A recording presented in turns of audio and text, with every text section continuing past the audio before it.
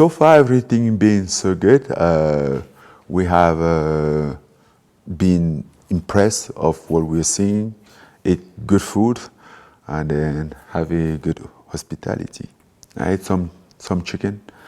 No, not only chicken. I eat chicken, fish, and beef all together. And I refuse. But I drink the coffee. I drink the coffee, yes, the famous coffee. Yes, it was good. It was pretty good. I won't say after Cameroonian coffee is the Rwanda coffee. The same thing that kept me going back then. It's still the same motivation. You know, the dream of becoming a better person. You know, doing what I love, doing what I'm passionate about, and give it the best. Yeah, I think it was just a coincidence or a joint vision for the PFL Africa to come in, want to come in Africa, to in the region. After though I was in the MMA for so long, I also have that dream for myself, but alone was too hard. I couldn't find a way to start it, and to have, when the PFL came out with the vision of launching the PFL Africa, which come together with my vision, I think it was a great opportunity for me to join up with them, and then to elaborate that dream, and then, you know, shaping it out and make the better of a promotion for the continent. Africa, in my personal point of view, Africa is the continent with the most talent, and the reason why I say that is because when you look even at the high stage of combat sport, you will see that there's few African there already, and those few African, in the rate of, in terms of percentage, they managed to have a higher success. You know, even though like most of them, they didn't have like a equal chance as others to start, but they still find their way there and manage to get their way to the top. So I think what is needed for Africa to really get the same chance is to have the same infrastructure, and also for the administration to put their effort behind the support, behind the sport, the athletes, for them to be able to expand themselves and then grow, shape their talent, and then expose themselves in the global stage. And that's where I think PFL Africa come into play, because if a fighter globally develop, if they develop a good infrastructure, I mean even training wise, coaching and everything for fighters, now it's easier for them to just go to PFL Africa and fight on the mainstream promotion, which is basically worldwide. Now when they fight on PFL Africa, is not only broadcast in Africa, you know, it broadcasts around the world, which is like I think is the key of this. I won't say I didn't move from being a fighter to being in the PFL leadership. I would just say I improved my position as a fighter, you know, to be to put myself in the position that I can also advocate for fighter, you know, and in order to advocate better, you better be in there, have a seat on the table to know what is going on, and to also plead for those who. So I'm always a fighter, and doesn't matter where I am, I'm always on the fighter side. So I'm not a leadership position.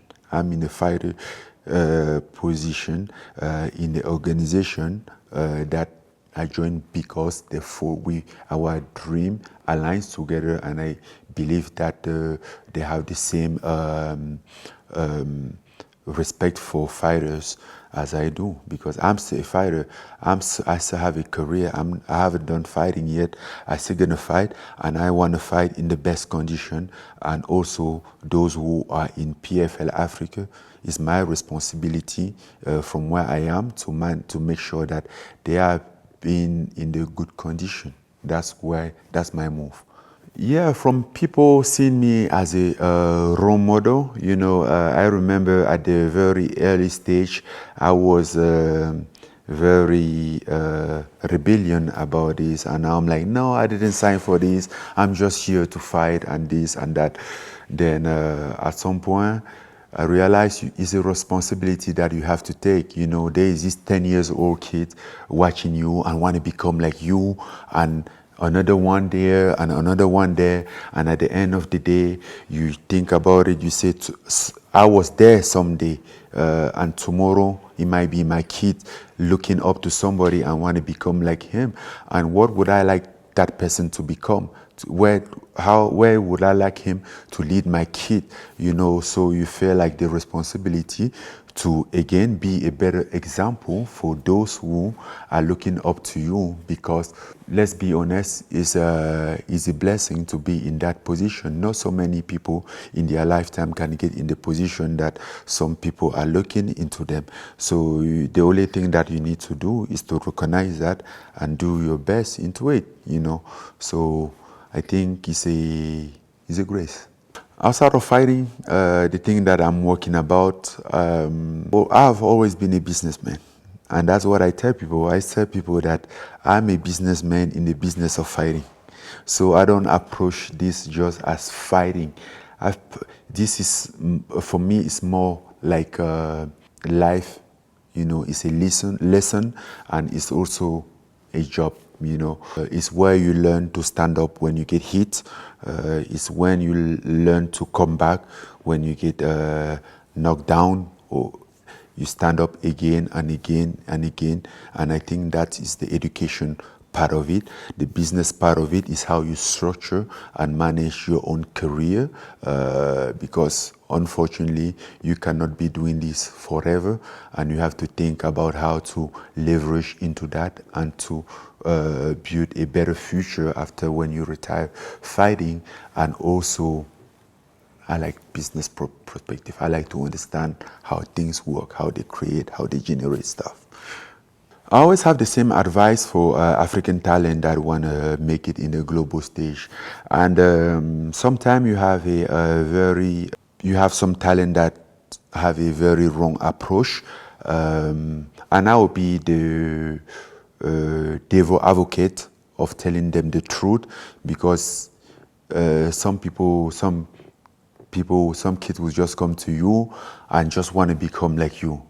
It's good that you want to become like me, but what are you ready to do? Because I've been through a lot. Are you ready to go through that? You're going to build your own path. You're going to have obstacles. You're going to face your obstacles. You don't wake up and become like me. And someone will listen, and someone just want to become like have the life that you have. And now I'm like, it's not possible. You have to, accept to build, start from the scratch, and start from the beginning. And when you build a house, the strength of the house, of the building, reside in the foundation. You have to build a solid foundation before elevate the building. Otherwise, it's going to collapse. Sooner or later, it's going to collapse. So you better understand that and start from the bottom, knowing that there are going to be challenges on your way, and then you're going to overcome. Life going to beat the hell out of you over and over. Then you have to stand up over and over, be resilient to the point that life at some point might just get exhausted of beating you down.